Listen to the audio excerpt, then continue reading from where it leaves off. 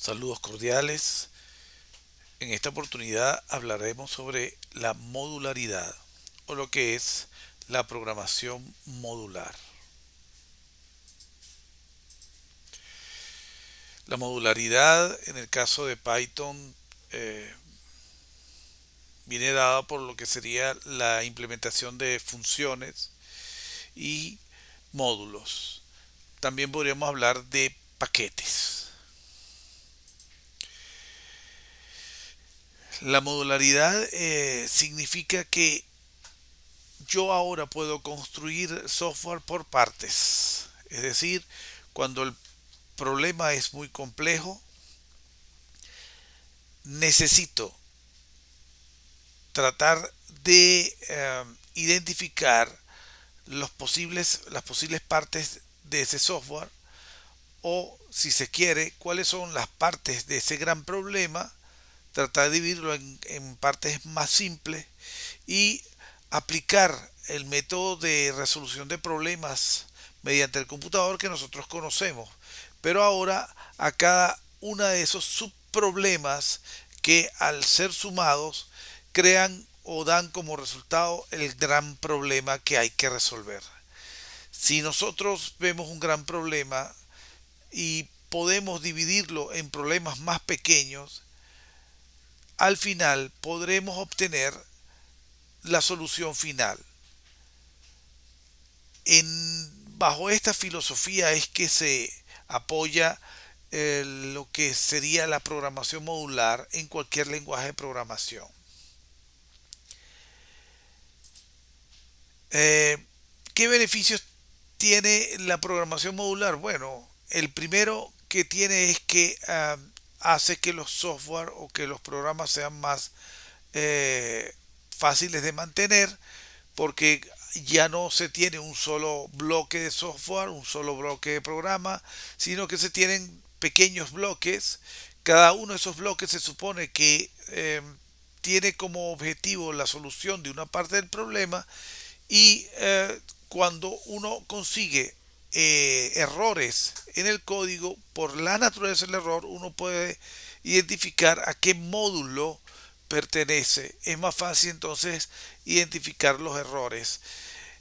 También potencia mucho la reutilización de software, la reutilización de código, porque cuando yo hago un módulo, ese módulo yo puedo insertarlo en muchos programas, en muchos proyectos, para decirlo de otra manera. Por eso entonces disminuimos los tiempos de desarrollo y aumentamos, si se quiere, la eficiencia de los programadores. Y por supuesto es más portable porque se puede desplegar todas esos módulos en distintas plataformas. La modularidad entonces es la técnica de construir un sistema a partir de subsistemas. Cada subsistema se conoce como módulo. También hay bibliografía donde pueden conseguir el término componente como paralelo o equivalente a módulo o subsistema. En todo caso, bien sea un subsistema, un módulo o un componente, tal elemento es una agrupación de funcionalidades y elementos interrelacionados que forman un sistema relativamente independiente. Por eso se puede entonces ese subsistema, si es lo suficientemente independiente, puede pasarse de un proyecto a otro. El objetivo entonces de la modularidad es que las piezas sean intercambiables, es decir, que distintas partes se puedan acoplar y desacoplar sin alterar los elementos no relacionados con dicha acción. Entonces, lo que antes nosotros llamamos la caja negra, ahora pueden ser varias cajas negras que se relacionan unas con otras. ¿De dónde sale la relación o qué establece la relación entre cada una de esas cajas? Pues el hecho de que un módulo llame a otro módulo. En ese momento se establece una dependencia o una relación de dependencia entre los módulos. En Python, la instrucción que genera la modularidad o que nos permite empezar a trabajar con la modularidad es la sentencia def. Con la sentencia def nosotros podemos construir funciones. Las funciones van a ser partes, repito, intercambiables y que pueden ser reutilizables. Es decir, que se pueden ejecutar varias veces. Aquí tenemos entonces lo que sería la sintaxis de la definición de una función. Es importante que consideren que aunque en Python se habla únicamente de funciones, desde el punto de vista algorítmico, a un nivel más general, pues se habla de funciones y se habla de procedimientos.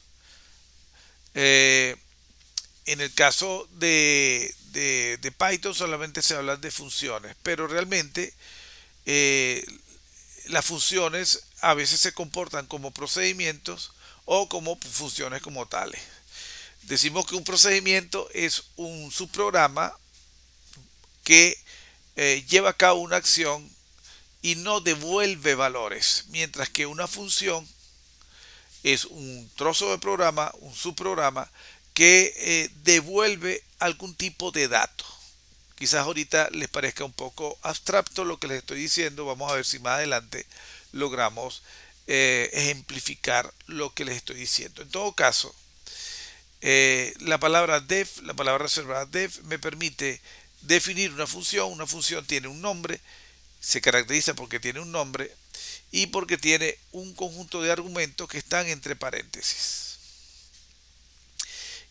Dos puntos, y después de esos dos puntos comenzaría lo que sería el cuerpo de la función. La indentación vuelve a tomar un papel preponderante en este tema. Los argumentos son valores que se pasan a la función. ¿Ok? Establecen la interfaz de comunicación entre el subprograma y el mundo externo. Entendiendo por mundo externo el programa principal que lo llama o el otro programa o el conjunto de programas o el sistema que en algún momento lo llama. Cuando se hace la llamada, esa llamada puede ir acompañada de argumentos. Entonces es la forma de comunicar información del mundo externo al mundo interior de este subprograma.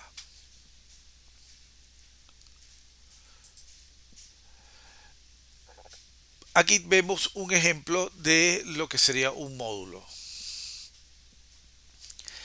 En este caso, el módulo se llama saludar. Vean ustedes que tiene los paréntesis pero no tiene parámetros. Podría ocurrir que un subprograma no tenga parámetros. Eso es muy común. Y vean que aquí está el cuerpo del programa. En este caso, pues sencillamente lo que hace es imprimir una función. Toma en cuenta algo. Esta función no devuelve ningún valor, sencillamente lleva a cabo una función. La función es imprimir soy una función. En este caso, y como les decía antes, desde un punto de vista más genérico, esto debería ser considerado más bien un procedimiento más que una función. Por otra parte, vean ustedes que hay lo que se denomina una llamada a la función saludar. ¿Cómo es la llamada? Pues sencillamente se produce la llamada cuando se escribe el nombre de la función, como ustedes lo ven aquí. En este momento, esta parte sería la llamada. Es decir, la llamada es la ejecución o el mandar a ejecutar el subprograma.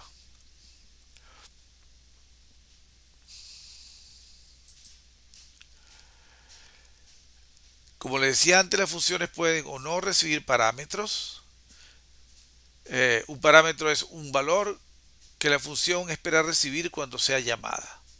Dentro de los paréntesis se pueden indicar cuáles son los parámetros que requiere la función y esos parámetros se les consideran como variables locales. Ahora hay que hablar sobre el tema de lo que son las variables locales y las variables globales. Lo trataremos más adelante.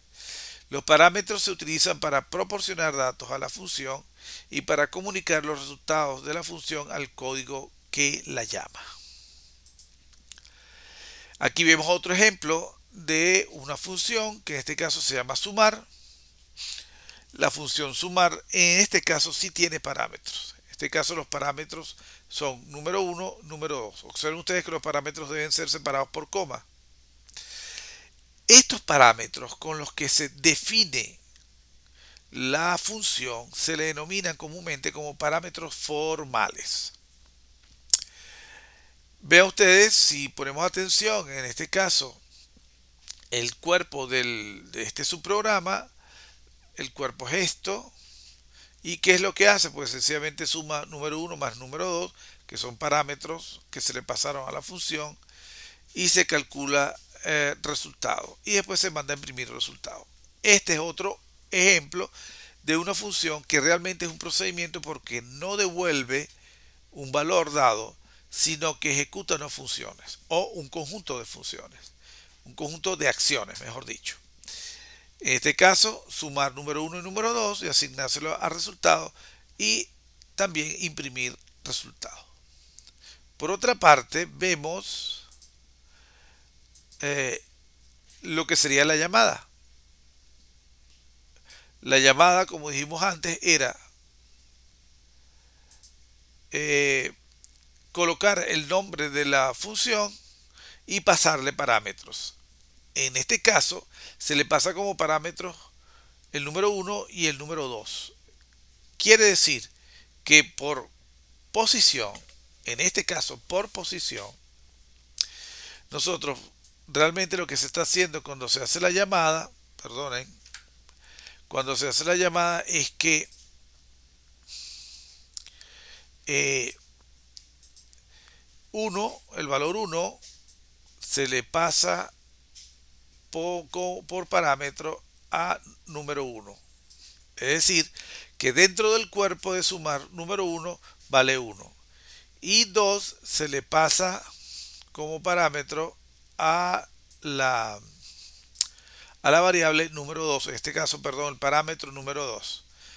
De tal manera que dentro de sumar, en el cuerpo de sumar, número uno vale uno y número 2 vale 2. Se han pasado por parámetros, lo que llaman comúnmente paso de parámetros. Paso de parámetros.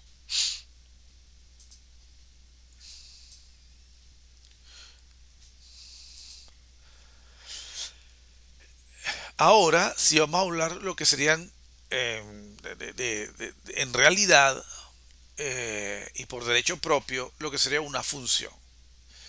En Python la palabra clave return se utiliza para devolver un valor de una función. El valor devuelto puede ser cualquier tipo de datos, incluyendo números, cadenas, listas, objetos y tuplas. La palabra clave return sin ningún argumento devuelve el valor none.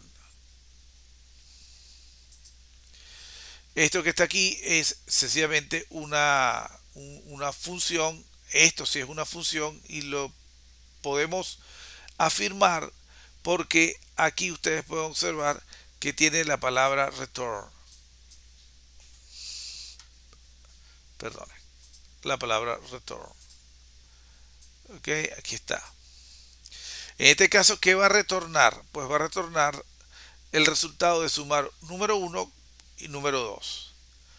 Afuera, y sabemos que está afuera por la indentación, vean ustedes que hay una variable que se llama resultado que recibe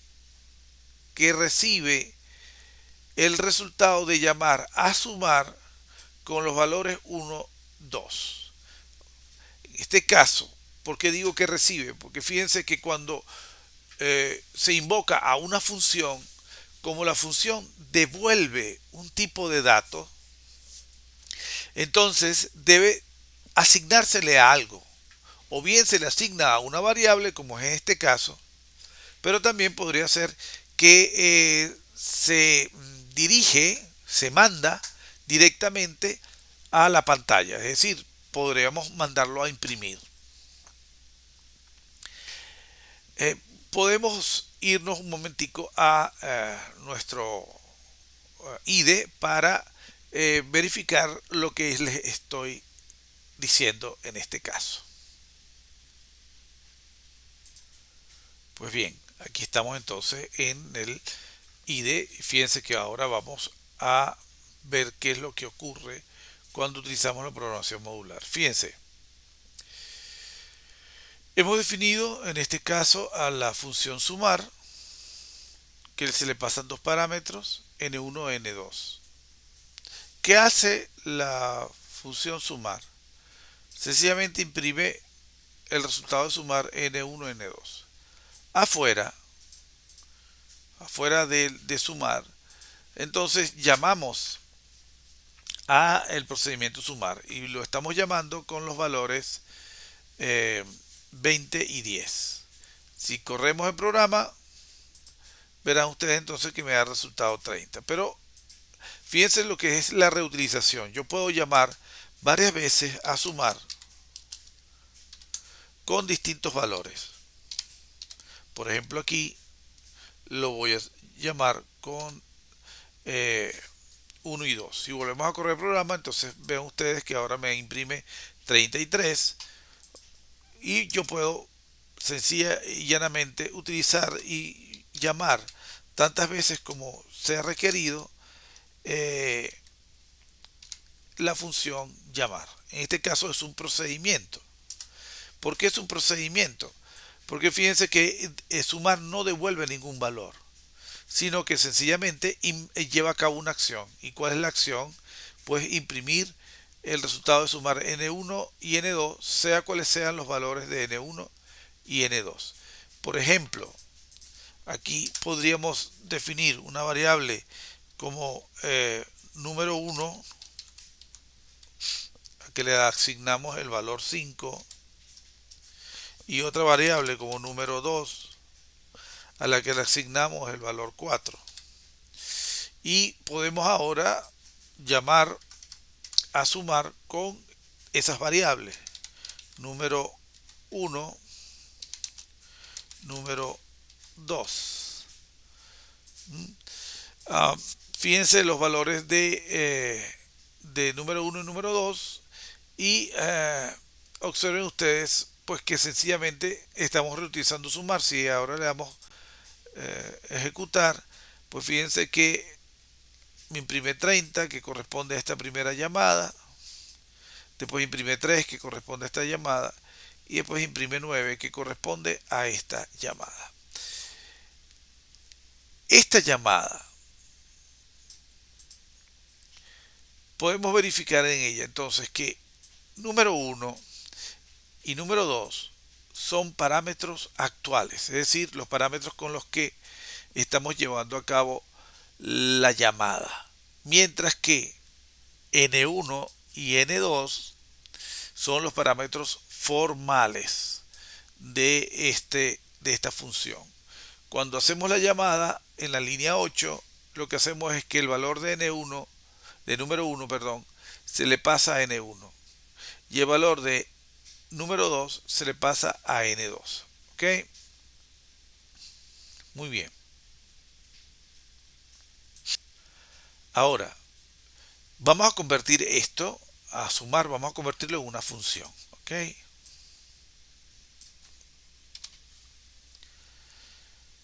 Sencillamente lo vamos a convertir en una función cambiando el print por return. Recuerden que return es para indicar lo que retorna la función. Fíjense, en este caso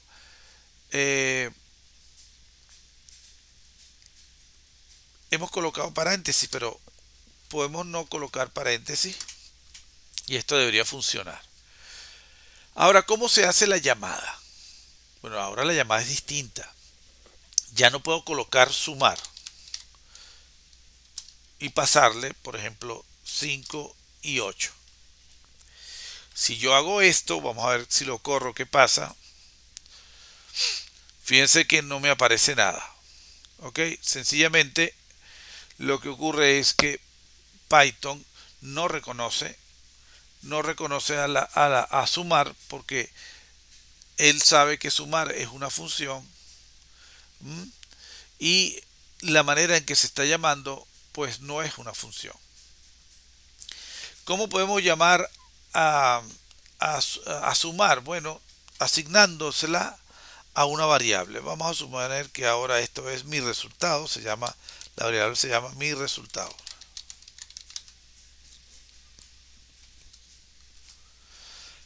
Ok, en este caso entonces estamos llamando a sumar, pero ahora la estamos llamando como lo que es una función y por eso se la estamos asignando al resultado. Sumar va a devolver un valor en función de los parámetros que se le pasen y ese resultado se le va a asignar a mi resultado. Si después entonces le decimos print mi resultado, entonces podemos ver qué valor asume el resultado. Si ejecutamos, entonces vemos que imprime 13. El resultado de imprimir mi resultado. Pero el resultado asumió valor gracias a que se le ha asignado sumar. Entonces, en el caso de las funciones, siempre tiene que asignársele a algo. La llamada siempre tiene que asignársele a algo. O también, si ustedes lo prefieren, podríamos hacer algo como esto. Mandarla directamente a la salida. Entonces le estamos diciendo que vamos a imprimir, sumar, pasándole 9 y 8, por ejemplo. Si ejecutamos, entonces me aparece 17. Mandamos a imprimir, ¿qué cosa? Mandamos a imprimir el resultado de llamar a la función sumar con los parámetros 9 y 8. Ok, si continuemos entonces con nuestra presentación. Entonces, ¿qué dice la lámina? Dice los nombres que un dato tiene dentro y fuera de la función pueden ser diferentes, es lo que yo les decía, ¿no? Una cosa son los parámetros actuales, que son los parámetros con los que llamo la función, y otra los parámetros formales, los parámetros con los que se define la función, ¿ok?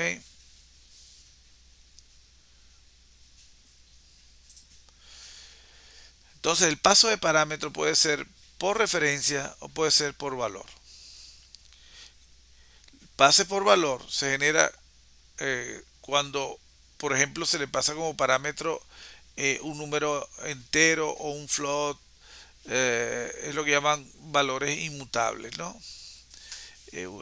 Una tupla, por ejemplo.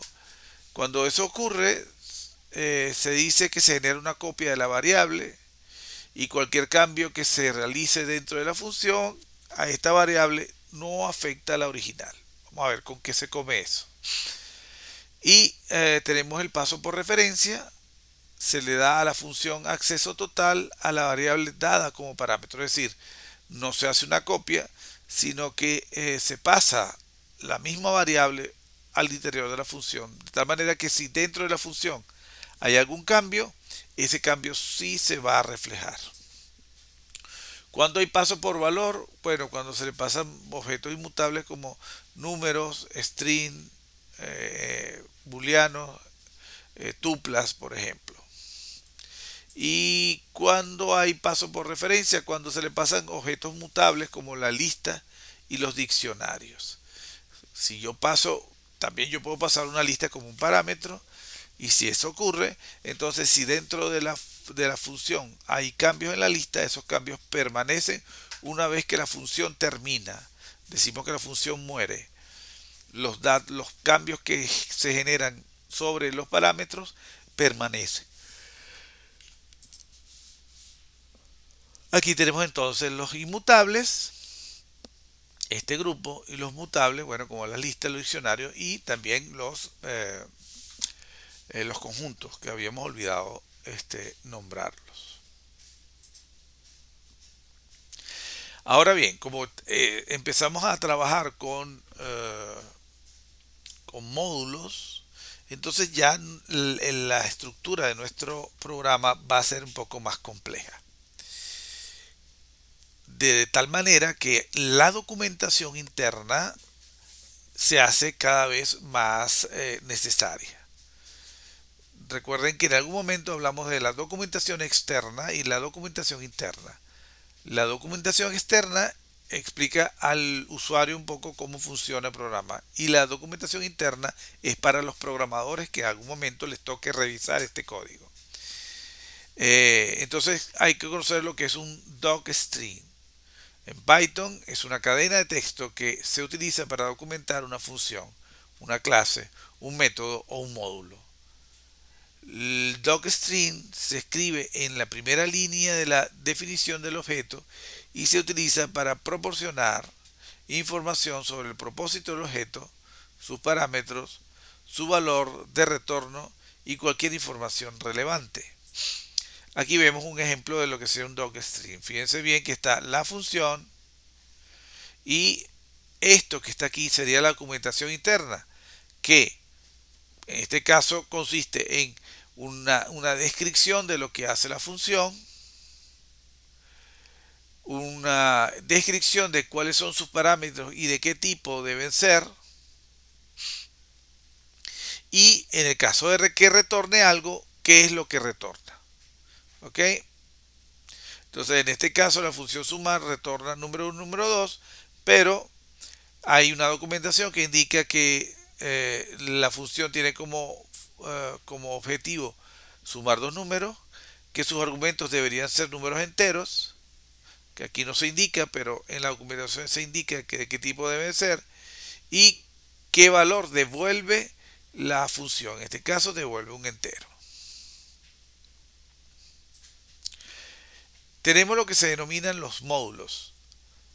¿Qué es un módulo? Un módulo es sencillamente un conjunto de funciones, ¿ok?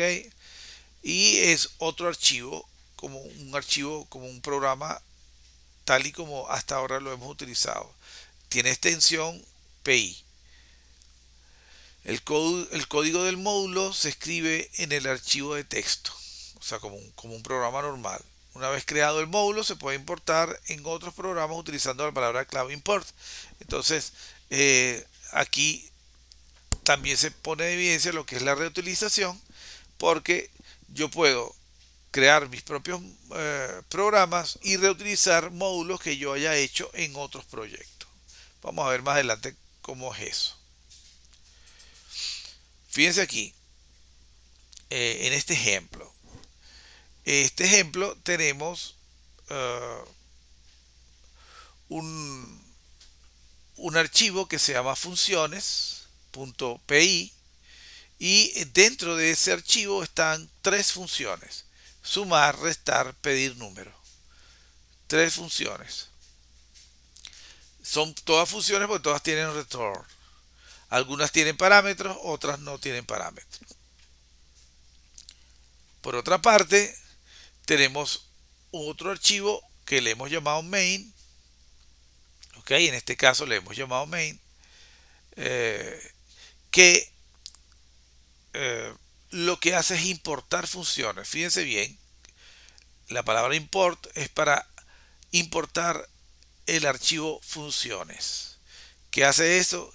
Que este programa main pueda acceder a las funciones que están en el archivo funciones, es decir, a estas funciones que hemos definido acá. ¿Ok?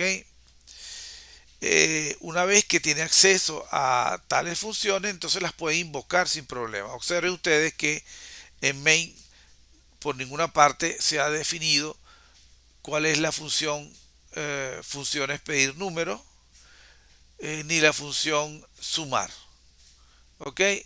Entonces fíjense que en este caso se importó funciones y después se invoca a pedir número con esta sintaxis. Se escribe el nombre del módulo, el módulo se llama funciones, punto, pedir número, que es el número de la función. De esa manera invocamos una función que está en otro archivo, distinto al archivo en el que estamos trabajando. Podemos ver eso en el IDE. Vamos a irnos para allá. Bien, aquí estamos en el IDE otra vez. Fíjense lo que tenemos acá. Miren el ejemplo que les he traído. En un archivo que se llama funcionesextra.py, hay una función que se llama duplicar valor y vean que se le pasa por parámetro una lista. ¿Ok? Una lista. En el cuerpo, bueno, tenemos la instrucción return porque va a retornar algo. Y bueno, fíjense aquí, esto es algo nuevo para nosotros. Una manera resumida de escribir un for, un bucle for. Fíjense que aquí dice, bueno, se va a aplicar la operación x por 2 para una variable x que itera en lista, es decir, la lista que le pasemos. Podemos llamar a esta función duplicar valor desde el mismo archivo, como lo hemos hecho antes. Recuerden que como tiene return, devuelve un valor, va a devolver un dato de tipo lista, ¿ok? Entonces, bueno, vamos a mandarlo a imprimir de una vez, es decir, vamos a escribir print, vamos a llamar a duplicar valor, ¿ok? Y le vamos a pasar una lista, vamos a pasarle esta lista, 1, 2, 3. Si ejecutamos esto, entonces, bueno, me va a imprimir 2, 4, 6. Fíjense que eh, duplicó los valores. Esto me da pie para reafirmar algo que he dicho hace unos minutos. En este caso se le está pasando como parámetro una lista a duplicar valor. Como lista es un elemento, es un tipo de dato mutable, entonces cuando aquí adentro se cambia el valor, porque esto va a hacer que se le cambie el valor a los elementos de la lista, esos cambios permanecen aun cuando la función duplicar termine. Eso es lo que se llama un paso por referencia. Y vean que estamos llamándolo desde el mismo programa. Ahora bien, vamos a borrar esto. Y vean ustedes que ahora lo podemos llamar desde otro programa. Aquí hay un programa. Este es otro programa que se llama ejemplo modular import.py. Y fíjense lo que hace este programa. Lo que hace primero es importar el archivo que acabamos de ver nosotros ahorita. Este lo importa. Y también importa funciones extra 2. Una vez que los importa, entonces los puede utilizar.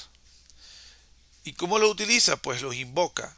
Entonces, fíjense que aquí en este caso mandamos a imprimir del módulo. El módulo se llama funciones extra punto duplicar valor y le pasamos esta lista como parámetro.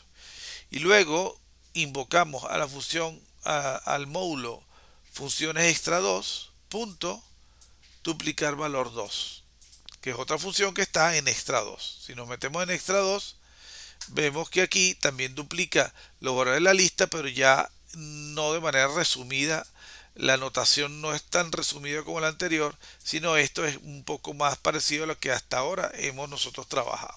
Sencillamente mandamos a integrar una variable x en el rango que viene dado por la longitud de la lista. Entonces, cada elemento de lista sub x se multiplica por 2.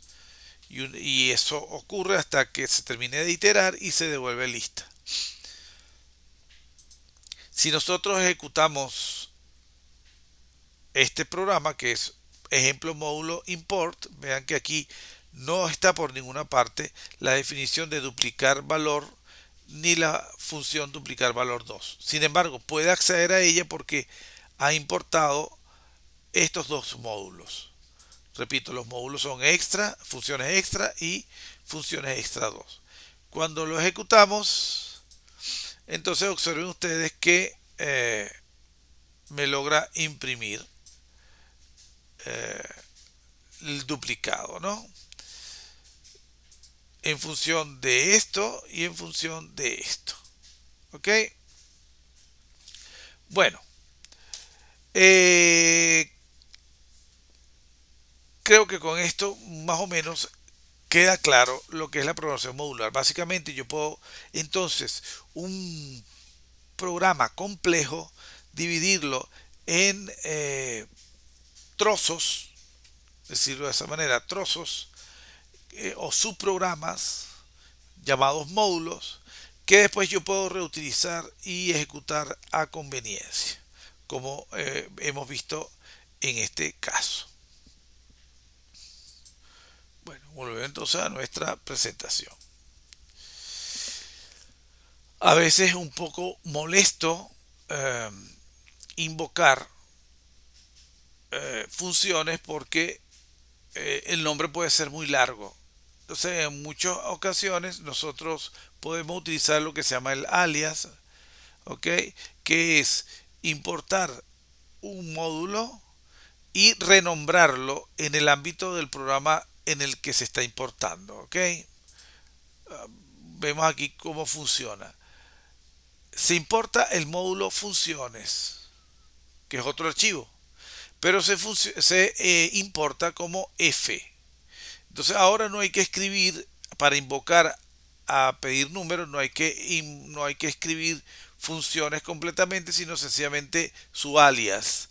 F.pedir número o F.pedir número en la línea 3 en la línea 4 o F.sumar en la línea 5. ¿Ok? De esta forma, pues facilitamos lo que sería la comprensión del módulo. Y podemos llegar a lo que son los paquetes. ¿Qué son los paquetes? Pues básicamente un paquete es una carpeta que contiene muchos módulos. Entonces, ahora ampliamos el universo, ¿no? Porque ahora, antes siempre trabajamos en un solo archivo. Ahora sabemos que podemos trabajar en varios archivos. Es decir, mi proyecto yo lo puedo dividir en distintos archivos. Cada uno de esos archivos son módulos y deberían ser reutilizables. Yo podría agarrar cada uno de esos módulos y moverlo a proyectos que yo vaya a hacer en el futuro si los necesito. Ahora en este nivel no solamente podemos trabajar con otros archivos, sino que podemos agrupar archivos en una carpeta. Esa carpeta se convierte o se comportará como un paquete en Python. Es decir, que ahora podemos importar el paquete. Al importar el paquete, importamos todos los módulos que están allí. O podemos sencillamente indicarle que de un paquete cualquiera queremos extraer determinados módulos. La notación para importar el paquete entonces es la siguiente. Antes escribíamos import y el nombre del módulo. Ahora debemos escribir el nombre del paquete, import, nombre del paquete, punto, el nombre del módulo. ¿Cómo lo vemos aquí en este caso? Fíjense que aquí entonces, ¿qué quiere decir? Hay una carpeta que se llama funcionalidades. Dentro de esa carpeta hay un módulo que se llama funciones2.py. Entonces, para yo poder acceder a funciones 2, tengo que importar primero el paquete. Aquí está funcionalidades. El módulo, que en este caso es función 2. Y además lo podemos importar con un alias para no referirnos a todo este nombre largo, sino sencillamente todo esto que está aquí es igual a F2 en el nuevo programa. Entonces podemos sencillamente invocar a funcionalidades.funciones2 como F2.pedir número. Se supone entonces que la función pedir número se encuentra dentro del módulo funciones 2, que a su vez está dentro del paquete funcionalidades.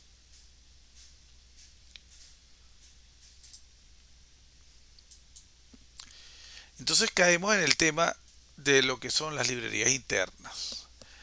Uh, las librerías, o mejor dicho, la programación modular permite que un lenguaje de programación pueda ser extensible, ¿ok? Y que usualmente un intérprete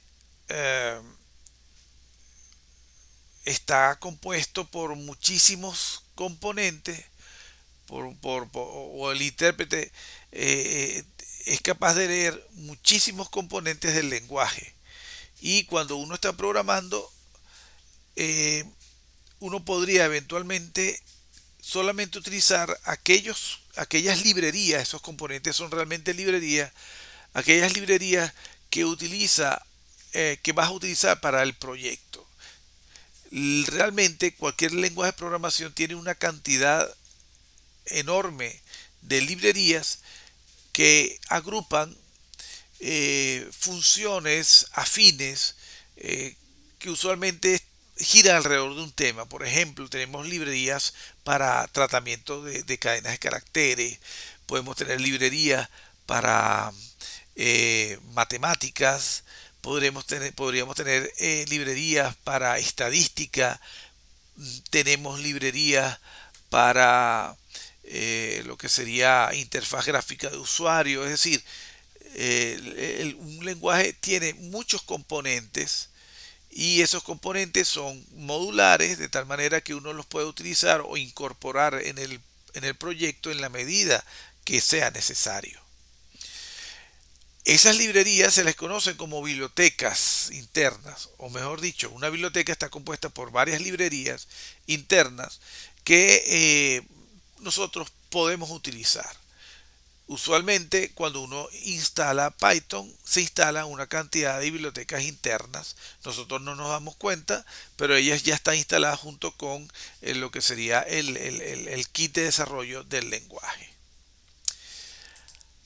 Eh, Ejemplo de librerías internas de Python, bueno, está Math, Random, String, Time, Sys. Fíjense que cada una de ellas son librerías para un determinado aspecto, que trata un determinado aspecto. Por ejemplo, la librería Random es una biblioteca para generar números aleatorios. La librería String es una biblioteca para trabajar con cadenas y así vamos. Es decir, si yo en mi proyecto necesito trabajar fuertemente con cadenas, entonces lo más probable es que yo no pueda hacer frente a esa tarea solamente con lo que hasta ahora he trabajado, sino que tengo que pedirle al lenguaje una cantidad mayor de funciones y esas funciones están en las librerías internas.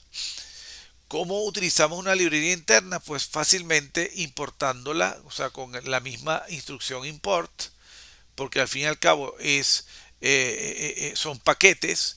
Entonces, en este caso, cuando escribimos import mat, estamos realmente importando un paquete mat que se conoce como una librería interna del lenguaje.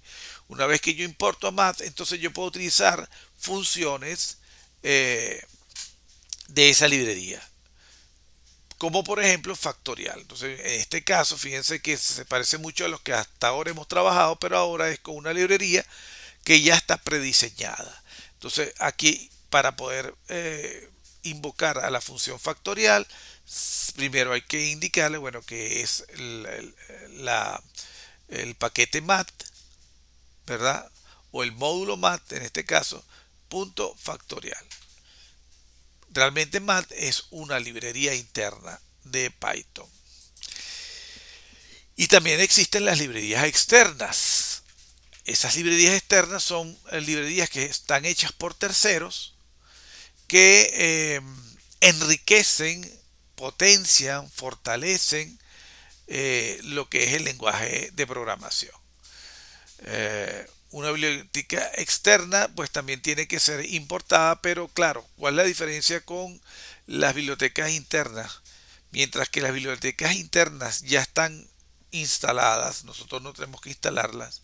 Las bibliotecas externas sí hay que instalarlas, por eso se le llama externas, porque son hechas por terceros. Entonces, si nosotros queremos incorporarlas en un proyecto que estamos haciendo, tenemos que importarlas. Usualmente se importan con un programa especial, en este caso pip, que es un administrador de paquetes de Python. Pip es un programa que sabe dónde están los paquetes de Python en la red, en la web, y los permite al usuario importarlos y instalarlos. Una vez instalada la biblioteca, se puede importar en un programa de Python utilizando la palabra clave import. Una vez más, tenemos la palabra clave import o la instrucción import. Ejemplos de librerías externas. Bueno, ya aquí hay algunas que nosotros vamos a trabajar dentro de unos días, como NumPy, que es una biblioteca para trabajo con arrays y matrices, se utiliza mucho análisis de datos. Matplotlib, una biblioteca para creación de gráficos y diagramas, complementa muchas cosas de NumPy. Y Pandas, que es la biblioteca por excelencia para el trabajo de análisis de datos. Bueno, bien, aquí llegamos a lo que serían los ejercicios. Aquí tenemos varios ejercicios. Con esto terminamos esta parte introductoria de programación modular. Hasta una próxima oportunidad.